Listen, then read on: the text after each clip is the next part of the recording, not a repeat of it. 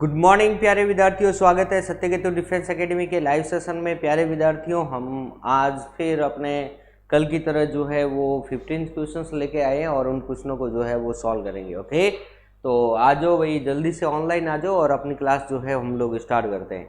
आज का पहला क्वेश्चन जो है वो स्क्रीन बोर्ड पर आपको दिखाई दे रहा है। पहला क्वेश्चन अपने स्क्रीन बोर्ड पर कुछ इस प्रकार से है कि प्राकृतिक वर्ण सिद्धांत जो है वो किसका है। मेरे प्यारे विद्यार्थी, इस क्वेश्चन को हम लोग जो है बहुत बार कर चुके हैं, तो इस क्वेश्चन को जो है वो अब गलत नहीं बताना है, सही आंसर बताना है, बराबर ना। हालांकि हम लोग जितने भी सारे क्वेश्चंस बनते हैं वो सारे क्वेश्चन हम लोग पढ़ चुके हैं। ये सारे क्वेश्चन जो है अपन वापस ये समझो कि अपना एक बार वापस सिलेबस हो रहा है, बराबर ना, रिपीट कर रहे हैं, बराबर। ओके, तो पहला क्वेश्चन है प्राकृतिक वर्ण सिद्धांत किसका है। ऑप्शन है Lamarck, Mendel, valence and Darwin. तो प्यारे विद्यार्थियों जल्दी से आंसर दो, इसका क्या होगा भाई, जल्दी से जल्दी आंसर दो। हाँ, पहले तो आ जाओ भाई, सभी जितने भी है ना सब आ जाओ। ओके, सुरेश, राम राम। ओके, पूरन सिंह भाटी, अनिल, रितेश राज। ओके भाई, ओके चलो ठीक है। सौरभ नेगी, ठीक है भाई। ओके चलो, सौरभ नेगी। जय हिंद। मोती सिंह, देवी सिंह राठौड़, पलक खोड। चलो भाई, तो भाई पहले क्वेश्चंस का आंसर जो है वो अनिल ने दे दिया है, और सबसे पहले दिया है पूरन सिंह ने दिया है, उसके बाद अनिल ने दिया है, फिर रितेश, फिर सौरभ, फिर देवी सिंह, MS चौधरी, सुरेश, मोती सिंह सिसोदिया। जय हिंद, आप सभी को मेरा जय हिंद। चलो, तो पहले क्वेश्चंस का आंसर दो भाई। सभी ने आंसर दिया है, डी आंसर दिया है, डार्विन। बहुत अच्छा प्यारे विद्यार्थियों, यही तो है नेचुरल सिलेक्शन, यानी प्राकृतिक वर्ण। प्राकृतिक वर्ण जो बुक्स जो है या सिद्धांत जो है वो किसने दिया था, ये सामान्यतः डार्विन ने दिया था, नेचुरल सिलेक्शन। ओके, तो ये हमें ध्यान में रखना है, बराबर। तो पहले क्वेश्चन का आंसर जो है वो सभी ने जो है वो एकदम करेक्ट आंसर दिया है। चलो भाई आगे चले, यस, नेक्स्ट क्वेश्चन की तरफ चलते हैं। अगला question number second number question हमारा कुछ इस प्रकार से है, वो देखो। क्वेश्चन है जैविक विकास कितने वर्ष पहले हुआ था। बहुत अच्छा क्वेश्चन है, यानी कि जैविक विकास जो है एनसीईआरटी का क्वेश्चन है भाई, ध्यान में रखना। जैविक विकास जो है वो कितने वर्ष पहले हुआ था, तो जल्दी से आंसर दो। जैविक विकास कितने वर्ष पहले हुआ था, 5 अरब वर्ष पहले, 3 अरब वर्ष पहले, या 2 अरब वर्ष पहले। यहाँ पे 2 कर दो, बराबर, 2 अरब वर्ष पहले या 5 करोड़ वर्ष पहले। तो जल्दी से आंसर दो, क्या होगा।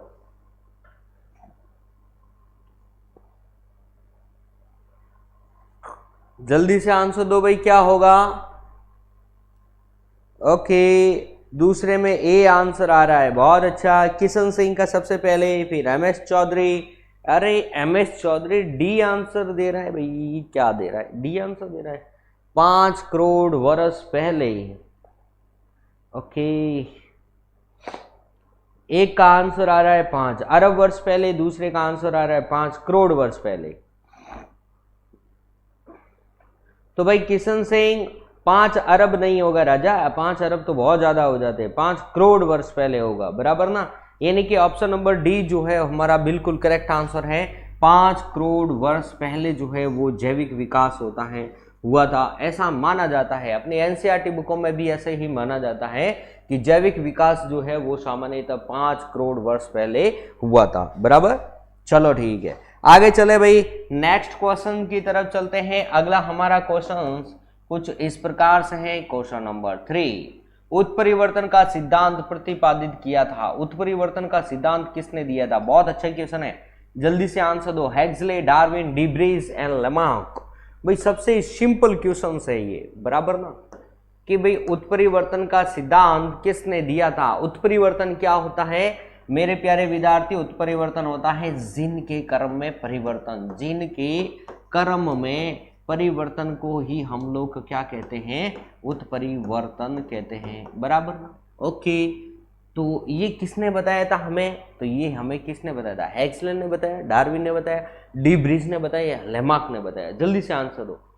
ओके, तीसरे का आंसर क्या होगा रे, तीसरे में सी आंसर आ रहा है, बहुत अच्छा। Devi Singh Rathore, okay, Anil, Ritesh Raj, Tej Singh, Indian Army Jodhpur, Suresh, MS Chaudhary, Saurabh Negi, बहुत अच्छा। यानी कि तीसरे का सी आंसर आ रहा है, यानी कि डी ब्रिज, यानी कि Hugh D bridge, Hugh D bridge, ये चीज ध्यान में रखना है, बराबर ना। ये किसने दिया था? ह्यूग डी ब्रिज ने जो है वो उत्परिवर्तन के बारे में बताया था, या उत्परिवर्तन का सिद्धांत दिया था। उत्परिवर्तन क्या होता है? जिन के क्रम में परिवर्तन को ही हम लोग उत्परिवर्तन कहते हैं, बराबर। यस, आगे चले भाई, नेक्स्ट क्वेश्चन की तरफ चलो।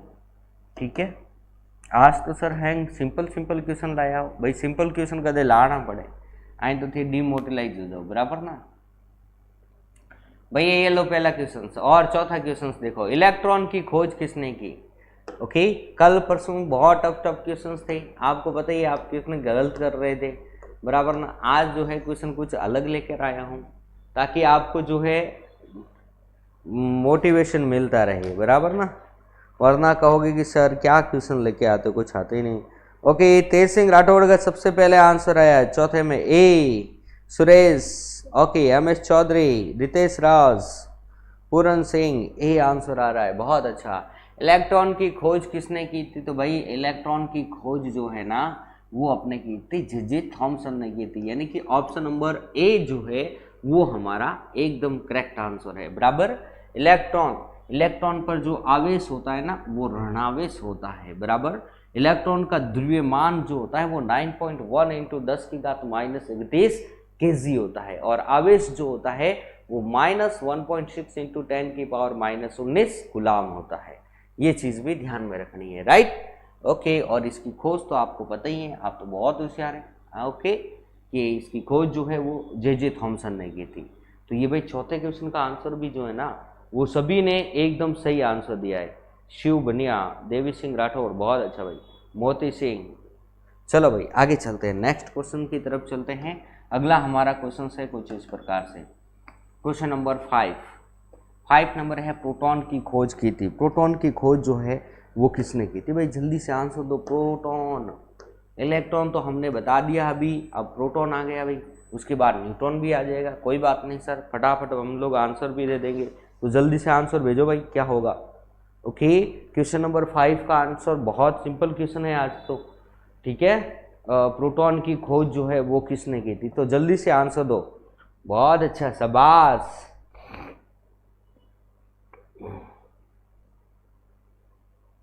ओके, 5वें का ए आंसर आ रहा है, बहुत अच्छा। MS चौधरी, रितेश राज, सौरभ नेगी, तेज सिंह राठौड़, अनिल, मोती सिंह सिसोदिया, पूरन सिंह, इंडियन आर्मी जोधपुर, देवी सिंह राठौड़, पायल, बहुत अच्छा भाई।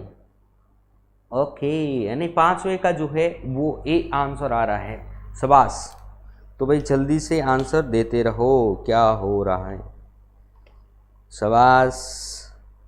तो सभी का आंसर जो है वो करेक्ट आंसर आ रहा है, यानी कि ए आंसर आ रहा है, यानी कि गोल्ड स्टीरेन। ये चीज ध्यान में रखना, बहुत अच्छा है कि प्रोटॉन की खोज जो है वो गोल्ड स्टीरन ने की थी, ये चीज ध्यान में रखना। ओके भाई, एक अपने क्या होता है, एक अपने ट्रिक है, क्या ट्रिक है कि ईंट पर नाच, यह चीज ध्यान में रखना। आ कहीं एक रट्टी रटाई एक परिभाषा है। ई का मतलब होता है इलेक्ट्रॉन, टी का मतलब होता है थॉमसन, यानी इलेक्ट्रॉन की खोज जो है वो थॉमसन ने की थी। अब प का मतलब होता है प्रोटॉन और र का मतलब होता है रदरफोर्ड। तो भाई ये गलत है, ध्यान में रखना, रदरफोर्ड नहीं होता है। आईबास में रदरफोर्ड ने तो परमाणु के नाभिक की खोज की थी, ये चीज ध्यान में रखनी। ये नाभिक जिसमें प्रोटॉन प्लस न्यूट्रॉन दोनों ही होते हैं, इसकी खोज जो है वो किसने की थी? अपने रदरफोर्ड ने की थी, नाभिक की खोज। लेकिन प्रोटॉन की खोज जो है ना वो गोल्ड स्टीरन ने ही की थी, और न्यूट्रॉन की खोज जो है वो चैडविक ने की थी 1932 में। चलो भाई ये तो हो गया है सर, तो आगे चलते हैं, नेक्स्ट क्वेश्चन की तरफ चलेंगे। और अगला हमारा क्वेश्चन जो है वो इस प्रकार से है, क्वेश्चन नंबर 6, न्यूट्रॉन का पता लगाने वाले वैज्ञानिक का नाम। ये लो भाई, प्रोटॉन आ गया, न्यूट्रॉन आ गया सर, अब अभी तो बताया, तो अभी बताया तो क्वेश्चन राइट आंसर दो भाई, क्या होगा। सही तरीके से सुना है तब तो राइट आंसर दे दोगे, वरना गलत आंसर तो है ही आपका, बराबर। और मुझे पता है सारे स्टूडेंट जो है इस क्वेश्चन का आंसर हमेशा राइट आंसर ही देंगे। तो भाई जल्दी से आंसर भेजो, क्या होगा। सिंपल क्वेश्चन है भाई, अभी अभी मैंने बताया है, प्रोटॉन प्लस न्यूट्रॉन, इलेक्ट्रॉन की खोज जे थॉमसन ने की, प्रोटॉन की खोज गोल्डस्टीन ने की, और न्यूट्रॉन की खोज किसने की थी? यस, बहुत अच्छा, सभी का ये आंसर 6 में। सर आप जो कल वाले क्वेश्चन करवाए थे वो आर्मी में आए हुए थे क्या? हाँ भाई, अरुण चौधरी आए हुए थे, क्या करना है, ठीक है ना, सारे क्वेश्चन आपसे संबंधित है। नहीं नहीं, ऐसे नहीं है, ठीक है ना, सारे क्वेश्चन तो कहाँ आए हुए, सभी क्वेश्चन नहीं आए हुए, लेकिन आने की संभावना तो हो ही सकती है भाई, ठीक है। ओके चलो भाई, यानी 6 का क्वेश्चन का आंसर भी आप सभी का आ गया है भाई, क्या आया है? ए आंसर आया, बहुत अच्छा भाई, चैडविक, जेम्स चैडविक, बहुत अच्छा। ओके तो भाई न्यूट्रॉन की खोज जो है वो जेम्स चैडविक ने की थी सन 1932 में की थी, 1932। ओके, ये भी चीज जो है वो ध्यान में रखनी है, बराबर ना। 1932 में जेम्स चैडविक ने जो है वो न्यूट्रॉन की खोज की थी, और आपको पता ही होगा कि यहाँ से अपने ये नाभिक होता है, और इस नाभिक में प्रोटॉन प्लस न्यूट्रॉन होता है, और इसके चारों तरफ एक निश्चित कक्षा में इलेक्ट्रॉन जो होता है वो एक निश्चित कक्षा में गति करता है नाभिक के चारों तरफ। ओके, और नाभिक की खोज जो है वो किसने की थी? रदरफोर्ड ने की थी, बराबर ना। चलो भाई आगे चलते हैं, नेक्स्ट क्वेश्चन की तरफ चलते हैं हम लोग, बराबर ना। ओके, एमएस चौधरी चौटन, ईंट पग नाच, बिल्कुल सही भाई, ईंट पग मतलब पैर से नाच ले, बराबर ना। हाँ भाई, आ तो ट्रिक तो बन गई, बहुत शानदार है। अरे आप तो बड़े ही होशियार हो रहे, ट्रिक बनाने में बड़े माहिर हो। चलो भाई नेक्स्ट क्वेश्चन का आंसर भेजो कि ऐसी पद्धति में मूल मात्रकों की संख्या कितनी है भाई? 7, 6, 8 और कोई भी नहीं। बहुत सिंपल क्वेश्चन है, इसको भी मैं कई बार करवा चुका हूं, बराबर ना। तो भाई मूल मात्रकों की संख्या कितनी होती है? जल्दी से आंसर दो, क्या होगा? क्वेश्चन नंबर 7 का आंसर भेजो जल्दी से। बहुत अच्छा, 7 नंबर क्वेश्चन का आंसर दो भाई, क्या होगा?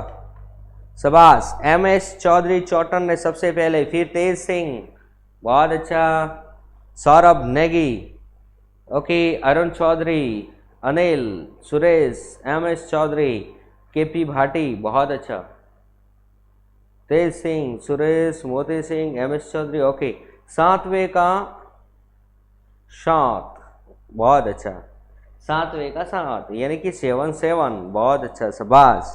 तो यही तो आंसर है भाई, 7वें पे क्वेश्चन पे डाला है ताकि क्वेश्चन में भी कोई डिफरेंट नहीं आए, बराबर ना। ओके शाबाश।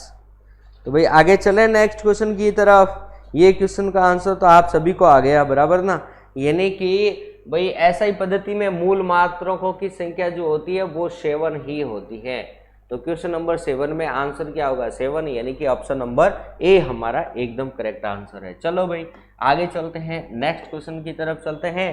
क्वेश्चन नंबर 8, किस शाखा में अंतरिक्ष यात्रा का अध्ययन किया जाता है? अरे वाह, क्वेश्चन बड़े ही शानदार है, किस शाखा में? तो भाई ये भी क्वेश्चन तो आता है, बहुत सिंपल क्वेश्चन है, परंतु इसमें क्या होता है? एस्ट्रोनॉमी, एस्ट्रोलॉजी, एस्ट्रोफिजिक्स और एस्ट्रोनॉटिक्स। अब कंफ्यूजन है ऑप्शन में, तो भाई कंफ्यूजन वाले ऑप्शन में ध्यान रखने वाली बात है और सोच समझ के आंसर देना है, बराबर ना। ऐसा ही फेंका फेंकी नहीं करना है। किस शाखा में अंतरिक्ष यात्रा का अध्ययन किया जाता है? तो भाई किस में किया जाता है? जल्दी से आंसर दो। अंतरिक्ष। तेज सिंह राठौड़ 8वें में बी आंसर, बहुत अच्छा भाई। पूरन सिंह भाटी ए, सौरभ, रितेश, एमएस चौधरी, उगम सिंह, बहुत अच्छा भाई। जैसलमेर, वेरी गुड, शाबाश,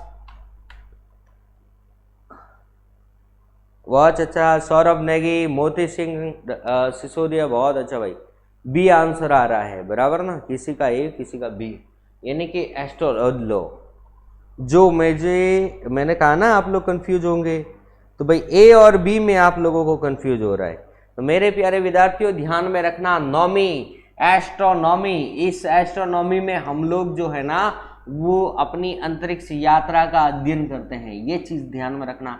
अरे भाई एस्ट्रोलॉजिस्ट हम लोग कहते हैं ना, एस्ट्रोलॉजी हस्त की रेखाएं देखने वाला, ज्योतिष शास्त्र का अध्ययन, ज्योतिष शास्त्र का अध्ययन हम लोग कहते हैं वो किसके अंतर्गत, ज्योतिष शास्त्र का अध्ययन, बराबर ना, तो वो किसके अंतर्गत किया गया जाता है, एस्ट्रोलॉजी के अंतर्गत किया जाता है, बराबर ना। ओके, तो कंफ्यूज नहीं होना है, ज्योतिष शास्त्र का अध्ययन हम लोग एस्ट्रोलॉजी के अंतर्गत करते हैं, जिसमें हस्तरेखाएं वगैरह देखते हैं, और एस्ट्रोनॉमी में हम लोग अंतरिक्ष यात्रा का अध्ययन करते हैं। चलो भाई आगे चलते हैं, नेक्स्ट क्वेश्चन की तरफ चलेंगे, और अगला हमारा क्वेश्चन है क्वेश्चन नंबर 9 है, एक आदर्श वोल्ट मीटर का प्रतिरोध होता है। बहुत अच्छा क्वेश्चन है, और कई बार इस क्वेश्चन को हमने किया है। एक आदर्श वोल्ट मीटर का प्रतिरोध जो होता है वो कितना होता है, तो भाई जल्दी से आंसर दो, क्वेश्चन का क्या होगा, 0, 1, 1 से कम और अनंत।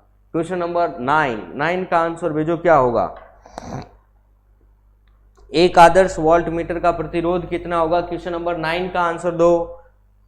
ओके, जल्दी से आंसर भेजो भाई, क्वेश्चन नंबर 9, तेज सिंह राठौड़ जिसने सबसे पहले आंसर दिया है 9 में D, Puran Singh, Saurabh Negi, MS Chaudhary, okay, Suresh शबाश, Ritesh राज आर्मी, बहुत अच्छा शबाश, यानी कि ओके, देवी सिंह राठौड़ वेरी गुड, उगम सिंह बहुत अच्छा, मोती सिंह सिसोदिया वेरी गुड, शबाश, यानी कि डी आंसर आ रहा है अनंत। जिस स्टूडेंट ने जो है वो डी आंसर दिया है बिल्कुल करेक्ट है। एक आदर्श वोल्ट मीटर का जो प्रतिरोध जो होता है ना वो इन्फिनिटिव होता है, अनंत होता है, और एक आदर्श अमीटर का जो प्रतिरोध होता है, अमीटर का जो प्रतिरोध होता है वो कितना होता है, वो 0 होता है। ये चीज ध्यान में रखनी है। ओके, तो एक आदर्श वोल्ट मीटर का प्रतिरोध जो है वो इन्फिनिटिव होता है, यानी कि ऑप्शन नंबर ए जो है वो हमारा करेक्ट आंसर है। बहुत अच्छा। आज भाई जो मैं वही क्वेश्चन लेकर आया हूं जो जिनमें हमें क्या होता है, ऑप्शन में कंफ्यूज होता है। अधिकांश क्वेश्चन वही है जिनको आपको ऑप्शन देख करके जो है कंफ्यूज होता है हमेशा, बराबर ना।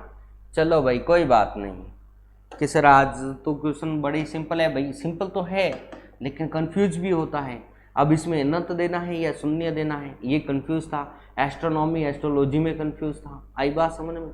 चलो भाई आगे 10 नंबर में भी देख लो। अब देखो, जल के निर्जलीकरण के लिए निम्नलिखित में से किसका व्यापक प्रयोग किया जाता है, देख लो। ये भी जो है ऑप्शन भी इसमें कंफ्यूज लायक है। निर्जलीकरण का मतलब पता है तब तो आप बिल्कुल सही कर लोगे, नहीं पता है तो आप किस्म में थोड़ा अटक जाओगे। यानी जल के निर्जलीकरण के लिए, शुद्धिकरण के लिए निम्नलिखित में से किसका व्यापक प्रयोग किया जाता है, ब्लीचिंग पाउडर, फिटकरी, बोरेक्स पाउडर या सोडा वाटर। तो जल सोडा पाउडर। जल्दी से आंसर दो क्वेश्चन नंबर 10।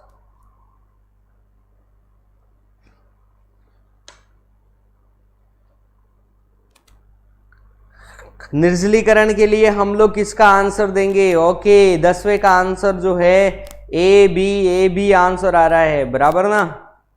ओके, तो प्यारे विद्यार्थियों ध्यान में रखना है हमें कि इसमें कंफ्यूज नहीं होना है, ए बी में कंफ्यूज नहीं होना है, बराबर ना। ध्यान में रखना है कि भाई ब्लीचिंग पाउडर जो होता है ना वो उसका उपयोग हम लोग निर्जलीकरण में करते हैं, बराबर ना। फिटकरी और इसका उपयोग हम लोग जो है फिटकरी, क्लोरीन, ये चीज़ ओके, Cl क्लोरीन फिटकरी, और हम लोग पोटेशियम परमैंगनेट यानी कि KMnO4 इस लाल दवा, इसका उपयोग हम लोग पानी के शुद्धिकरण की, ये रासायनिक विधि है, ये चीज़ ध्यान में रखना। रासायनिक विधि अपने एग्जाम में क्वेश्चन आता है कि पानी के शुद्धिकरण की रासायनिक विधि कौन सी है, तो ये 3 है, और निर्जलीकरण जो है वो ब्लीचिंग पाउडर से किया जाता है। ब्लीचिंग पाउडर का फॉर्मूला क्या होता है भाई, CaOCl2 कैल्शियम ऑक्सी क्लोराइड, बराबर। यस, आगे चले हम लोग नेक्स्ट क्वेश्चन की तरफ चलते हैं। अगला हमारा क्वेश्चन इस प्रकार से, क्वेश्चन नंबर 11, LPG सिलेंडर में दाब के अंतर्गत द्रव रूप में मुख्यतः गैसों के किस मिश्रण को भरा जाता है। लो भाई, अब इस क्वेश्चन में तो कंफ्यूज होना ही नहीं चाहिए, बराबर ना, बहुत सिंपल है। ओके, मैंने CNG और ये LPG दोनों का मिला जुला किया है इसलिए, बराबर ना। चलो भाई आगे चलते हैं। नेक्स्ट क्वेश्चन अपना 11वां जो है, इसका आंसर दो। क्या होगा भाई, मीथेन इथेन होगा कि इथेन हेक्सेन होगा, प्रोपेन ब्यूटेन होगा या हेक्सेन ऑक्टेन होगा। जल्दी से आंसर दो क्वेश्चन नंबर 11।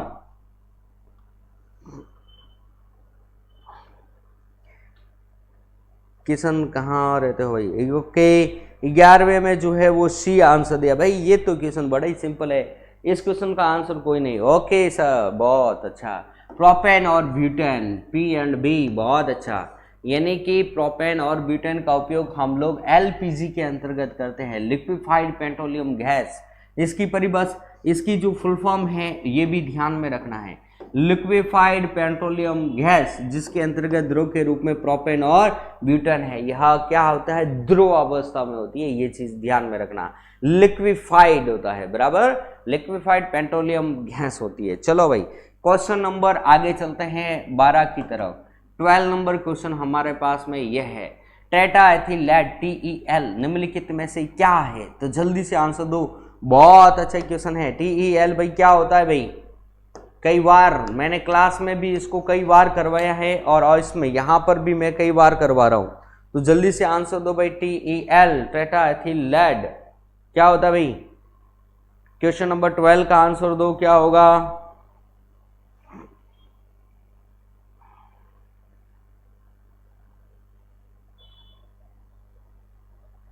बहुत अच्छा, शाबाश, डी आंसर आ रहा है, वेरी गुड। 12 में डी, यस। तो सबको पता है भाई, अपस्फोट रोधी यौगिक पदार्थ है, अपस्फोट रोधी पदार्थ है ये TEL टेट्रा एथिलेट। आई बात समझ में ना? यानी कि अपस्फोट को रोकने के लिए, अपस्फोट क्या होता है, कोई भी फ्यूल्स जो होता है वो समय से पूर्व फट जाता है, तो उस अपस्फोट को रोकने के लिए हम लोग अपस्फोट रोधी पदार्थ मिलाते हैं, और यह अपस्फोट रोधी पदार्थ कौन सा होता है? TEL। ओके, इसीलिए तो मोटर वाहन के धुएं में आपको पता है कि अपने पेट्रोल में भी ये डाला हुआ होता है TEL टेट्रा एथिलेट अपस्फोट रोधी पदार्थ, और इसी लेड यानी सीसा के कारण जो है वो कैंसर होने की संभावना भी रहती है, बराबर। चलो भाई आगे चलते हैं, नेक्स्ट क्वेश्चन की तरफ चलेंगे। अगला हमारा जो क्वेश्चन है वो इस प्रकार से है, क्वेश्चन नंबर 13। व्यापारिक वैसलीन किससे निकाला जाता है? पादप गोंद से, कॉलतार, या ऊर्ण मोम, या पेट्रोलियम? व्यापारिक जो मोम है ना, वैसलीन, वो किससे निकालते हैं? तो भाई जल्दी से आंसर दो, वो किससे निकालेंगे? व्यापारिक वैसलीन किससे निकाला जाता है? 13 नंबर क्वेश्चन।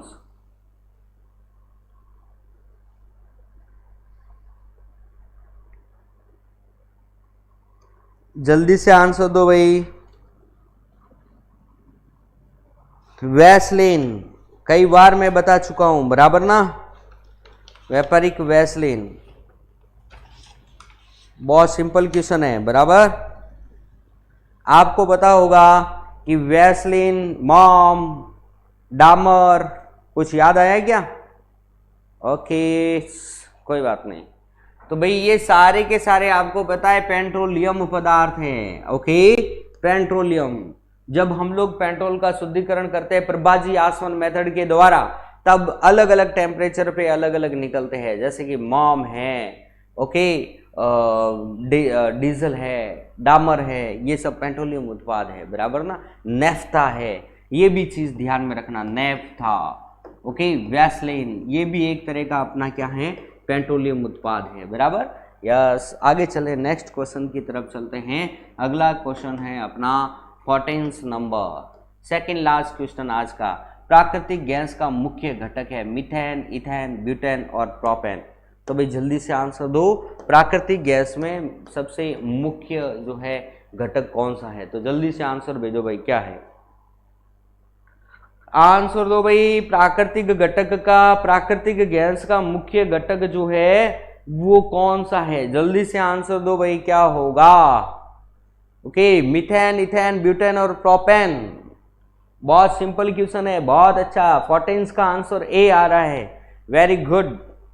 क्या? उगम सिंह, अनिल, पूरन सिंह, विष्णु, सौरभ, तेज पंवार, देवी सिंह, मोती सिंह, MS चौधरी, चौटन, बहुत अच्छा।